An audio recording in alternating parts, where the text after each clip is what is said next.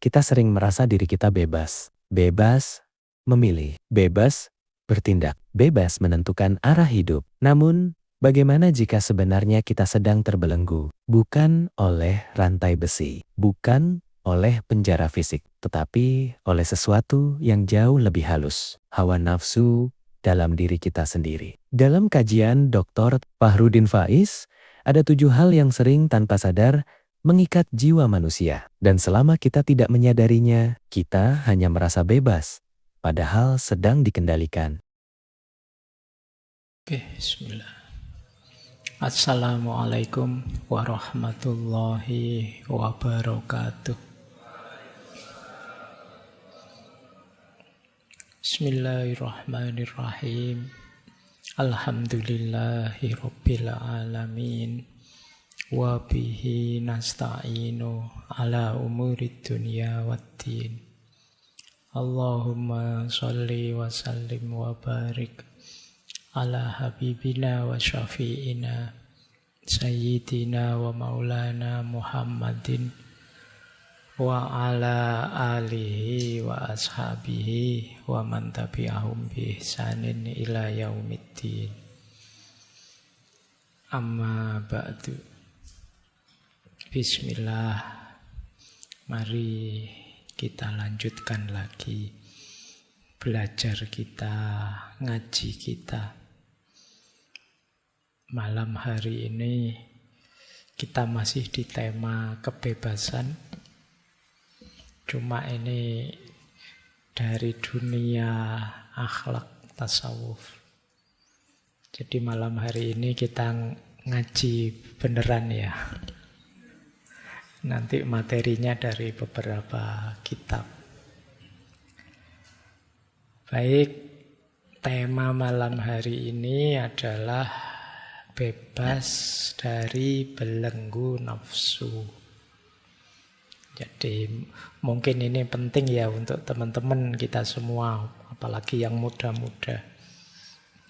Karena era hari ini kan godaan di sekeliling kita banyak. Yang kadang-kadang tabrakan dengan ideal yang ada di kepala kita. Maunya kita A tapi yang terjadi Z. Maunya kita jadi orang baik tapi ya kadang-kadang dosa, kadang-kadang maksiat dan lain sebagainya.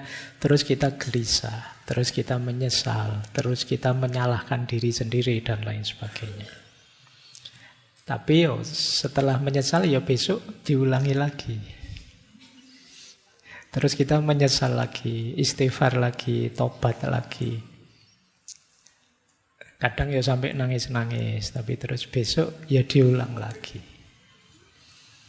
Itu namanya kita sedang terbelenggu. Jadi kita pingin bebas, tapi kok enggak bisa ya. Sama kayak waktu dulu kita dijajah Belanda, dijajah Jepang, itu kan kita ya pingin bebas. Tapi kok enggak bisa ya. Kita tahu itu jelek, kita tahu itu harus dilawan, tapi kok enggak kuat ya, kok enggak bisa ya. Itu namanya kondisi terbelenggu. Nah, malam hari ini kita belajar tentang kondisi diri kita yang terbelenggu oleh hawa nafsu. Kita akan belajar dari beliau Syekh Ibnul Jauzi. Awas keliru ya, ada nama yang mirip. Ada Syekh Ibnu Qayyim al-Jauziyah. Kalau ini Syekh Ibnul Jauzi. Dua orang yang berbeda. Syekh Ibnul Jauzi jauh lebih sepuh, jauh lebih awal. Beliau ini dari sekitar abad 12 era Abbasiyah. Beliau kelahiran 1114 Masehi. Nanti meninggalnya 1201. Beliau ulama Sunni, Asy'ari, kalau fikihnya Hambali. Ahli di hampir semua bidang kajian Islam, ya tafsir, ya hadis, ya fikih, ya kalam ya tasawuf. Kabeh berarti ya. Beliau kuasai semua hampir bidang keilmuan Islam. Gurunya banyak ulama, belajar dari banyak ulama. Meskipun ya beliau bukan dari kalangan orang luar biasa, beliau sejak umur 3 tahun beliau sudah yatim piatu. Diasuh oleh bibinya. Tapi hal ini tidak menyurutkan minat beliau untuk belajar. Jadi orang pinter. Dan akhirnya ya jadi ulama besar. Tadi saya cek gelar-gelar yang diberikan pada beliau. Itu antara lain. Tidak usah kaget ya, gelarnya banyak sekali. Meskipun di situ tidak ada profesor, doktor, PhD, dan lain sebagainya. Tapi gelar beliau itu ada Ustadzul A'immah, gurunya para imam. Ini kan luar biasa, ada Bahrul Ulum, lautan ilmu. Ada Sayyidul Hufat, ada Farisul Ma'ani wal Alfat, pahlawannya makna-makna dan lafat-lafat. Syekhul Islam, Qudwatul Anam, teladannya manusia, Sultanul Mutakallimin. Dan mungkin masih ada beberapa gelar yang lain saking pinternya beliau. Ada yang bilang jumlah tulisan beliau sampai angka 700. Cuma ada yang bilang 700 ini sekalian jilid-jilidnya. Aslinya 500. Ada yang bilang yang asli karya beliau sebenarnya ya 300. Tapi macam-macam ya. Kita ambil 300 pun sudah luar biasa. Orang seumur hidupnya nulis sampai 300 kitab itu tidak kita bayangkan ya. Itu santai-santainya kapan, TikTokannya kapan, YouTube-nya kapan. Hidupnya pasti dipersembahkan hanya untuk ilmu. Itu dahsyatnya beliau. Saya ingat ada cerita yang menarik tentang beliau ini. Karena beliau ini orang pinter. Satu ketika ada 2 kelompok umat Islam mendatangi beliau bareng. Ini 2 kelompok yang berlawanan. Kelompok pertama dari kalangan Sunni Asy'ariyah. Kelompok kedua dari kalangan Syiah. Dua-duanya tanya pada beliau, wahai Syekh, ini pertanyaannya berat, ini resikonya berat kalau salah jawab. 2 kelompok ini tanya, siapa yang lebih mulia di antara 2 sahabat ini? Abu Bakar atau Ali? Jawabannya apa itu? Ayo jawab salah satu, itu dipentung yang satunya mesti. Nah, jawabannya Syekh Ibnul Jauzi apa?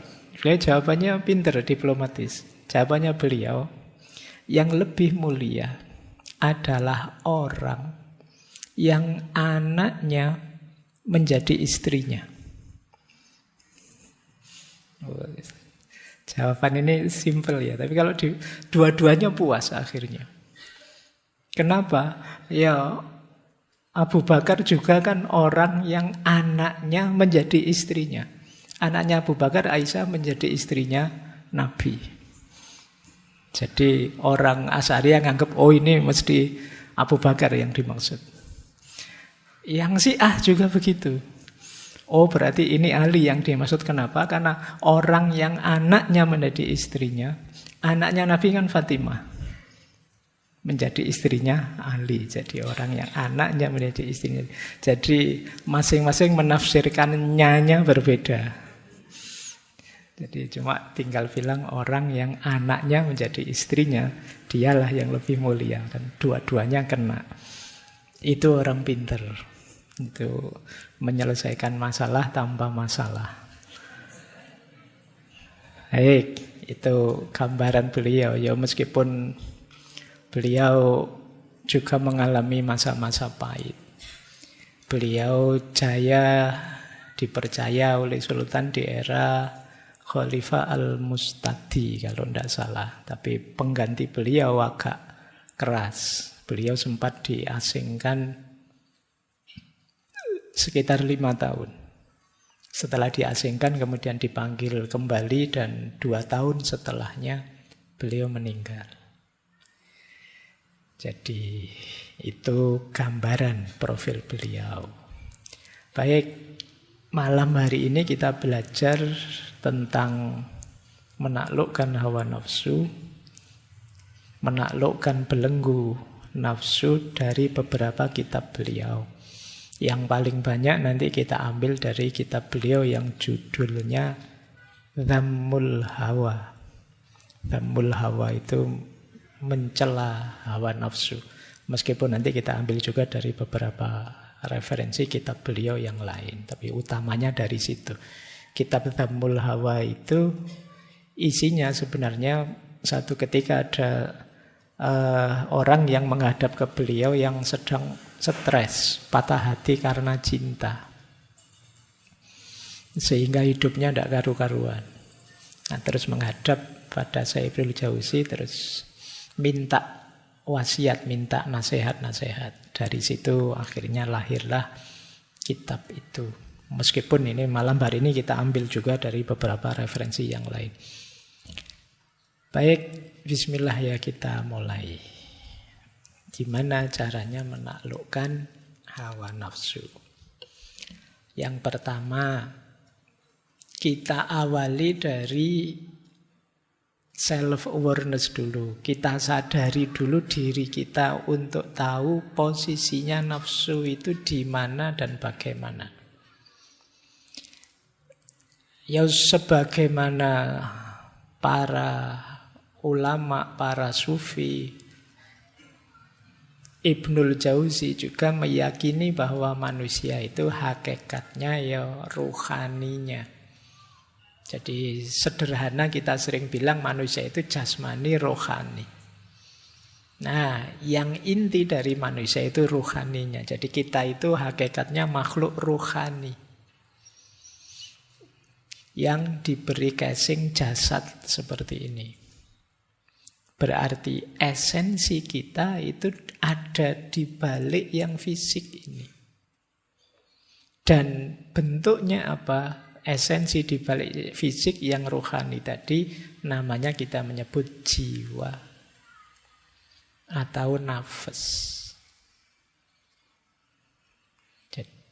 Jadi ini nanti dibedakan ya nafas yang jiwa dengan nafas yang syahwaniyah atau syahwah, atau kita menambahi kalau di Indonesia dikasih kata-kata hawa nafsu, syahwat.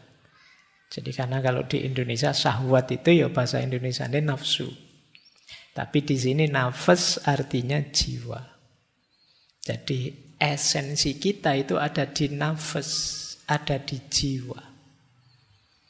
Fisik ini hanya casing. Kalau kata Imam Ghazali, fisik ini kholak, ciptaan yang sifatnya ijbari. Jadi casing itu pokoknya diberi paketan jadi. Beda dengan nafas jiwa. Kalau jiwa itu isinya banyak paket potensi. Bisa ini, bisa itu. Mau jahat bisa, mau baik bisa, itu ada di jiwa. Tapi kalau fisik ini paket, sudah paket jadi. Kita tidak bisa nawar. Oleh Allah diberi semacam ini. Maka kata Imam Ghazali, kholak itu sifatnya ijbari. Ijbari itu dalam tanda petik ya paksaan. Jadi sudah kita dikasih itu, sudah. Kulit kita seperti ini, profil wajah kita begini, rambut kita begini, itu ijbari. Karena dia kita tidak bisa nawar, maka jeleknya atau buruknya kholak, buruknya jasad, itu bukan aib. Jadi body shaming itu kenapa negatif? Karena dia mencela sesuatu yang orang tidak bisa nawar. Saya jelek itu kan ya paketan.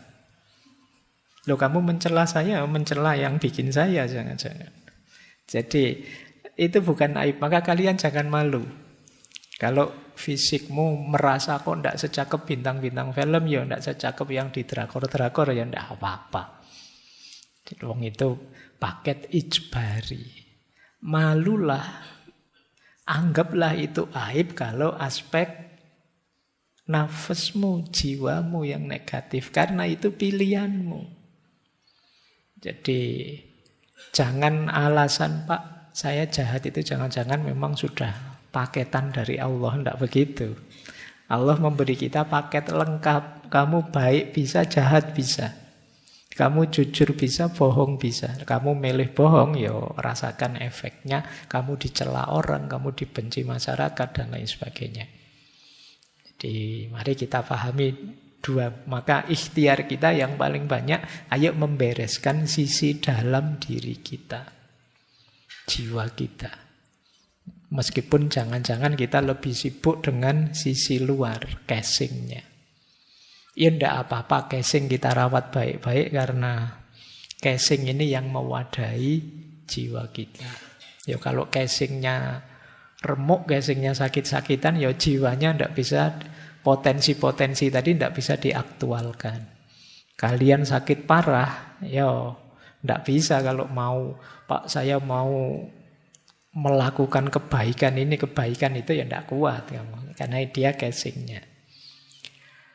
Baik, menurut Syekh Ibnu Jauzi, jiwa kita itu unsurnya 3. Yang pertama akli, yang kedua ghadabi, yang ketiga syahwani. Jadi akal, daya rasional, kemudian ghadabi itu amarah. Jadi hasrat, ambisi, keinginan. Yang ketiga syahwaniyah. Syahwaniyah itu syahwat, dorongan. Nah, ini sebagaimana para ulama yang lain, beliau menyebut bahwa daya jiwa itu harus kita kendalikan. Jangan dibiarkan jalan sendiri. Kenapa? Karena dia bisa positif, bisa negatif. Jadi dimensi jiwa kita tadi loh. Jangan kita biarkan saja, oleh Allah kita diberi pilihan untuk milih. Awas keliru menghidupkannya. Akal itu bisa positif, bisa negatif. Positifnya akal apa? Yuk kita pakai untuk berpikir, mencari pengetahuan, mencari hikmah. Menemukan pola hidup terbaik dengan akal kita. Tapi ada juga yang akalnya menuju kebodohan, menuju kegelapan, menuju ketidaktahuan. Kalau ini negatif. Kemudian keinginan, ambisi, silahkan saja. Wong manusia kalau tidak punya ambisi, ya dunia ini hambar.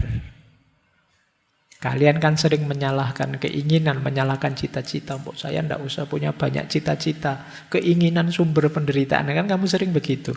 Loh, tapi kalau orang tidak punya keinginan, ya dunia ini mandek. Kalian berangkat ke sini, itu kan dasarnya juga keinginan kan. Kalian kuliah ya karena keinginan.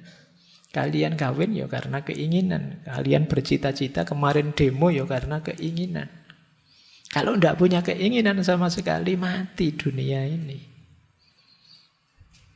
Jadi ini yang namanya nafas amarah, atau istilah beliau juz'un ghadabiyun. Nah, keutamaannya yang amarah ini, nama istilah beliau adalah syaja'ah, berani. Beranilah bercita-cita. Ada orang yang tidak berani, namanya pengecut. Tidak berani berkeinginan, tidak berani bercita-cita. Meskipun jangan berlebihan. Berlebihan namanya nekat. Jadi berani itu sudah tengah-tengah. Sudah pas. Berani itu kan berarti orang penuh perhitungan. Siap, saya merasa bisa, ayolah, itu berani namanya. Tapi kalau tidak ngukur kekuatan diri, nekat saja, itu namanya bukan berani, tapi bablas, nekat. Ada orang yang ingin saja tidak berani. Padahal mungkin mampu, itu namanya pengecut. Loh, ini kan harus dikendalikan. Kalian harus mengukur kekuatanmu, kemudian niat. Ayolah. Ada banyak hal yang sebenarnya kalian bisa lakukan, tapi sampai hari ini belum jalan. Kenapa? Sajaahnya kurang. Terlalu banyak pertimbangan, ketakutan ini, ketakutan itu. Saya pingin sih Pak, apalah, sholat tahajud yang tekun gitu. Tapi nanti kalau jam tidur saya berkurang, jangan-jangan nanti saya sakit ini, sakit itu. Sajaahnya kurang berarti. Saya pingin sih Pak tekun, rajin kayak teman-teman itu. Tapi kan tidak mesti sukses kan, tekun itu kadang-kadang juga hasilnya tidak sesuai harapan. Jadi kamu mikir aneh-aneh, akhirnya tidak jalan. Padahal sebenarnya kamu bisa. Itu berarti sajaahnya kurang. Boleh kamu cek nanti ya. Ada berapa banyak rencanamu yang sampai hari ini tidak jalan. Padahal kalian sudah merencana sejak dulu semester 1. Mungkin dulu sebelum kamu kuliah misalnya, di awal-awal kayak sekarang banyak mahasiswa baru itu, di pikirannya idealisme banyak sekali. Besok ya kalau bisa saya, rajin ke perpus lah, di Sambi, kalau Senin Kemis puasa lah di Sambi, nanti kalau sering-sering bikin tulisan, kalau kos-kosannya di dekat masjid, nanti tiap hari ke masjid, terus bisa itikaf, bayanganmu kan ngono. Begitu dilakukan, tidak ada yang jalan sama sekali. Itu kalau bahasa ini namanya kurang sajaahnya. Kamu tidak berani memulai untuk hal-hal baik yang sebenarnya sudah kamu niatkan. Maka ini harus hidup nafas bagian kedua ini, meskipun jangan berlebihan, meskipun jangan tidak dikontrol.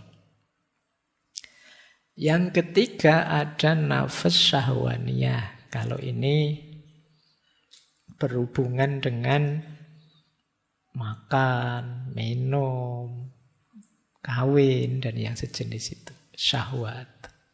Mencari nikmat, mencari enak. Nah, itu syahwat namanya. Loh, ini harus dituruti. Harus dipenuhi. Meskipun sama seperti tadi. Jangan berlebihan, jangan kekurangan. Pasnya nafsu syahwaniyah namanya iffah. Iffah itu menjaga diri.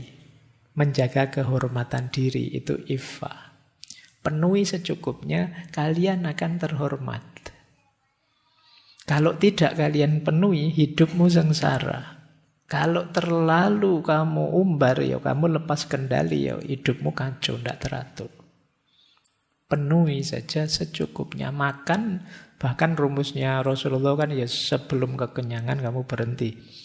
Kalau lapar baru makan. Terlalu banyak makan, terlalu serakah, mentang-mentang makan bersama terus kamu los pokoknya. Mumpung prasmanan Pak, muter sampai 4 kali misalnya. Loh, itu kan orang lihat kamu kehilangan iffah, kehilangan kehormatan. Kamu diketawain orang, kamu dipandang rendah orang. Terlalu ngumbar apalah nafsu kawin, nafsu itu kan juga orang melihatnya kehilangan kehormatanmu. Alah, tiap hari kok mikir seks, terus guyonane itu, terus kan orang terus melihatmu jadi negatif. Itu yang disebut iffah. Penuhi saja secukupnya, jadi bekal kekuatanmu untuk menempuh hidup yang lebih baik. Jangan tidak dipenuhi, akan mengganggu. Ini sebenarnya agak dekat dengan teorinya Karl Marx sampai level tertentu ya. Karena manusia itu ya di aspek materi, ekonomi itu dipenuhi kebutuhan dasarnya. Kalau ini belum terpenuhi, kamu tidak tenang untuk melakukan yang lebih tinggi dari itu. Kalau perutmu lapar, diajak belajar, diajak diskusi, ya puyeng, yang terbayang angkringan sama kafe. Tapi kalau sudah kenyang, sudah nyaman, kamu bisa belajar lebih anteng. Itulah syahwaniyah. Jadi ini 3 komponen jiwa kita. Komponen tadi, 3 tadi punya 3 daya. Kalau ini kekuatannya. Kalau yang awal tadi, yang akal tadi, namanya daya, namanya fuad. Fuad itu ya orang sering menyebut hati nurani paling dalam, tapi sebenarnya ini hubungannya dengan kepala. Daya rasional. Jadi daya jiwa yang mampu menerima informasi kemudian mengolahnya dengan akal. Daya berpikir. Kemudian soder. Soder itu dada. Ini simbolnya dada, maksudnya hati, berhubungan dengan rasa. Kemudian hawa. Hawa itu daya yang tadi ya, yang ketiga syahwaniyah tadi, berhubungan dengan perut dan kemaluan. Jadi ini simbol dari kesenangan. Makan, minum, hasrat seksual. Jadi akal punya fuad, kemudian yang amarah tadi ada soder, dan yang syahwaniyah ada hawa. Kepala, dada, perut ke bawah. Ini dulu pernah kita bahas detail ya ketika Imam Ghazali di Kimia Us-Sa'adah. Yang bawah dipenuhi terus naik. Ini berhubungan dengan emosi. Emosi hidup yang nyaman. Kemudian paling tinggi natikohnya, akalnya. Jadi emosinya beres, syahwatnya terpenuhi, pikirannya jernih, itulah nanti hidup yang bahagia. Inilah diri kita, daya jiwa kita. Sayangnya dari 3 bagian ini yang paling merepotkan kita biasanya yang bawah, hawa nafsu. Gimana sih cara mengendalikannya? Nah, malam hari ini kita membahas itu. Yuk, kita lanjutkan ya, bahas intinya. Apa sih hawa nafsu itu? Hawa itu apa sih? Beliau mendefinisikan nafsu itu begini loh. Ini dari Dhammul Hawa tadi ya. Ketahuilah bahwa nafsu merupakan kecondongan watak kepada sesuatu yang disenangi. Kecondongan ini diciptakan manusia demi kepentingan hidupnya. Jadi ini kecondongan jiwa kita. Kenapa kok kita condong ke sini atau condong ke situ? Biasanya untuk kepentingan hidup kita. Kenapa kita senang makan? Kenapa kita senang minum? Kenapa kita senang seks misalnya? Itu ada dorongan dari jiwa kita untuk menuju ke sana. Demi apa? Kelestarian hidup kita. Jadi, Pak kok Allah ngasih itu ya Pak? Ya kalau kita tidak dikasih itu, kita nanti kalau dikasih isinya yang utama-utama terus tidak ada tentang makan, tidak ada tentang minum, tidak ada tentang seks, hidup kita selesai. Ini penting untuk mempertahankan hidup dan menemukan kebahagiaan hidup. Jadi jika manusia tidak punya kecondongan untuk makan, dia tidak akan makan. Kalau tidak makan ya habis. Kita akan innalillahi. Jadi ya meskipun tidak harus kemudian, saya pernah kajian tentang agama dan sains, itu kan ada satu buku yang hubungannya tentang Islam dan sains. Saya lupa itu buku dari mana itu. Buku ini cerita bahwa di negara tertentu ada buku sains yang isinya itu unik. Karena semuanya dibuat tergantung. Jadi misalnya begini, makhluk hidup itu kalau tidak makan seminggu dia akan mati. Terus ditambahi kata-kata insya Allah. Itu menarik ya. Iya, semuanya ya tergantung Allah. Tapi kan harus kita pedomani bahwa kita perlu makan. Pak Ashabul Kahfi itu Pak 300 tahun Pak di gua masih hidup seger. Iyalah. Itu kan mukjizat, kejadian luar biasa. Tidak bisa dijadikan pedoman untuk hidup kita yang biasa. Jadi ya tidak harus kemudian semuanya diberi insya Allah. Jadi ya meskipun semuanya kuasanya Allah, tapi kan ada sunnatullah yang harus kita pedomani dalam hidup. Makan, minum, termasuk menikah. Jadi itulah hakikatnya nafsu. Jadi jiwa kita condong ke situ untuk mempertahankan hidup kita. Termasuk tadi ada amarah. Amarah itu berguna untuk menolak hal-hal yang mungkin menyakiti kita. Maka kata beliau, tidak seharusnya kita mencela nafsu secara mutlak. Jadi yang dicela apa? Nafsu yang berlebihan, melampaui batas. Jadi melampaui batas kemaslahatan dan menolak kemudorotan. Jadi sekedar maslahat dan menolak mudorot ini saja yang kita cari, jangan berlebihan. Makan itu yo untuk bekal kita mencapai ideal yang lebih tinggi. Minum juga begitu, menikah juga begitu. Jangan finalnya hidup saya ya makan Pak misalnya ya. Eman-eman kita. Tujuan hidup kan tidak itu. Nah, yang dicela yang berlebih-lebihan seperti tadi. Baik. Nah, meskipun banyak orang dibelenggu oleh hawa nafsunya, berarti hidupnya diliputi oleh nafsu saja, yang dipikir perut ke bawah saja. Jadi yang dipikir nyari enak saja. Kita lihat nanti ya, apa sih jeleknya ini. Kemudian gimana cara membebaskannya. Kenapa sih kok kita tidak boleh hanya fokus pada hawa nafsu? Hati-hati. Karena hawa nafsu itu kalau meliputi diri kita, membelenggu diri kita, akan melahirkan dua fitnah. Kata Syekh Ibnul Jauzi, yang pertama namanya syubhat, yang kedua namanya syahwat. Syubhat itu hal yang tidak jelas, samar-samar, yang membuat kita ragu-ragu. Jadi ini godaannya nafsu sudah.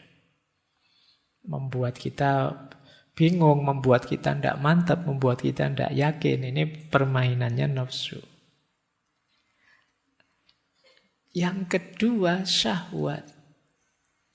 Jadi syahwat itu dorongan insting atau fitrah yang membuat kita cenderung, yang kalau kita melenceng tidak terkendali, dia menghancurkan kita. Jadi gara-gara syahwat ini, hidup kita, jiwa kita bisa hancur. Nanti di kitabnya Syekh Ibnul Jauzi menyebut setidaknya ada 17 macam syahwat yang kalau tidak kita kendalikan bisa menghancurkan jiwa kita. Ini kita cek ya, semoga tidak ada sama sekali dalam diri kita. Semoga. Yang pertama birahi. Usia-usia kalian ini biasanya yuk sering tergoda di sini ya. Kawin merasa belum mampu. Ndak kawin kok tiap hari dipameri gitu-gitu misalnya. Pikiranmu kan itu ya, salahmu dewe yang kamu buka itu terus. Ini bisa menghancurkan jiwa, kamu kepikiran tiap hari, pikiranmu penuh dengan gambar yang begitu-begitu misalnya, itu birahi namanya. Yang kedua rakus, tamak. Enak dan tidak mau berhenti, ingin terus-terusan. Jadi sudah nikmat, ingin nambah lagi, tidak mau berhenti. Ini rakus namanya. Tidak tahu kapan ngerem. Yang ketiga, kekuasaan. Nah, ini contohnya banyak. Jadi, kalau sudah masuk ke situ, tidak mau berhenti, ingin terus. Hati-hati, godaan semacam ini menghancurkan jiwa. Jadi merusak. Kalau jiwa kita sudah hancur, gelap dia, tidak peka lagi mana hitam, mana putih, mana baik, mana buruk. Jadi birahi, kerakusan, kekuasaan, Kalau tidak kita kendalikan akan menghancurkan hidup kita. Yang keempat, bakhil, pelit. Ini egois. Tidak mau berbagi kesenangan, kebahagiaan, kegembiraan. Semua mau diborong sendiri, nyari enaknya sendiri. Dan keluarganya. Itu bakhil namanya. Kok ketawa kalian? Kali ini contohnya. Terus yang kelima, boros. Tabdzir. Menyia-nyiakan apa saja.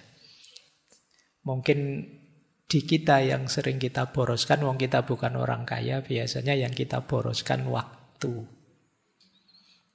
Jadi penggunaan waktu kita itu tidak efektif. Ini merusak jiwa. Jadi waktu berlalu dan kita merasa bukan apa-apa, itu menyakitkan bagi jiwa kita. Cirinya kita sering kaget. Loh, sudah seminggu.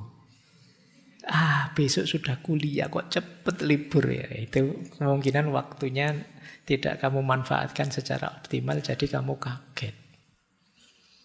Tabdzir, dusta, bohong, itu akan merusak. Mungkin tidak ada orang yang tahu, tapi ketika kalian bohong kan kalian sendiri tahu bahwa itu kebohongan.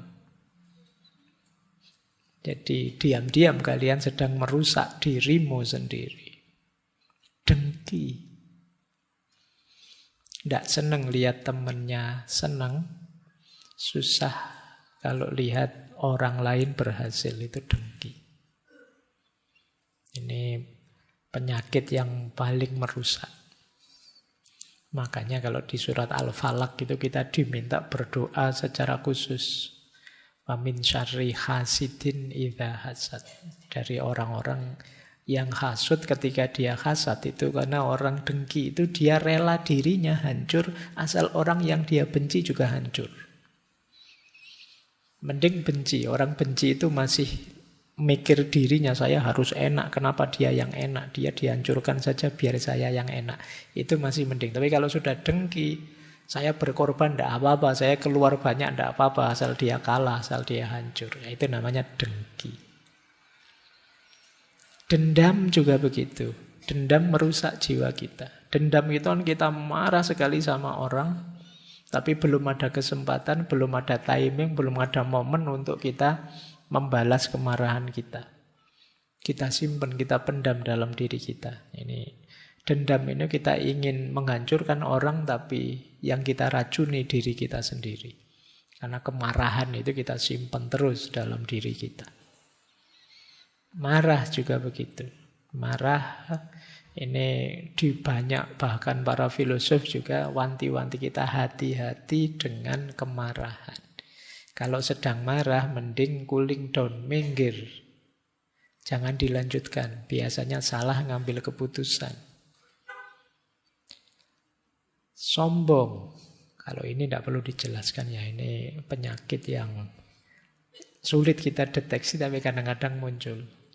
Penyakitnya orang baik, penyakitnya orang sukses itu sombong. Oke, dan sombong itu tidak harus milih siapa saja bisa sombong. Ada yang menyombongkan kepandaiannya, ada juga orang yang menyombongkan ketidakpandaiannya. Wes bodoh sombong lagi. Ngomong keras keliru dan bangga. Nah, ini kadang-kadang banyak yang begitu juga. Ujub. Ujub ini agak unik ya. Sebenarnya dekat dengan sombong. Merasa tinggi, merasa besar. Nunggu dipuji orang. Siapa yang lebih hebat dari saya sekarang di Indonesia, itu ujub namanya. Jadi, baik. Riak, suka pamer. Ini hari ini kan peradaban kita peradaban pamer. Apa wae dipamerkan. Kita sedang ngapain saja dipamerkan. Sekali ngaji gini mungkin yang posting berapa saya tidak tahu. Ngaji baru sekali tapi postingannya sudah 11 kali. Ngajinya baru 40 menit. Nanti kalau ditegur, mbok jangan banyak-banyak pamer. Ini bukan pamer ini tahadus bin nikmah ini. Kayaknya padahal pas ngaji yo ngantuk, yo pulangnya yo kapok-kapok itu, tapi yo tetap pokoknya baik. Yo hati-hati, dijaga sendiri-sendiri hatinya. Nah ini menarik yang nomor 13. Ini istilah dari beliau, fudzulul fikr. Ini mungkin kalau bahasa Inggrisnya overthinking mungkin ya.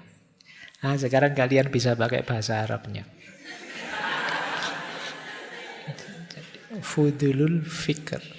Itu membuat orang tidak sehat jiwanya. Keterlaluan, kokean mikir. Stres karepe dhewe. Nah, padahal tidak ada apa-apa. Terlalu bulet mikirnya, akhirnya ya dia sedih sendiri, sumpek sendiri. Wong cuma tidak ada apa-apa.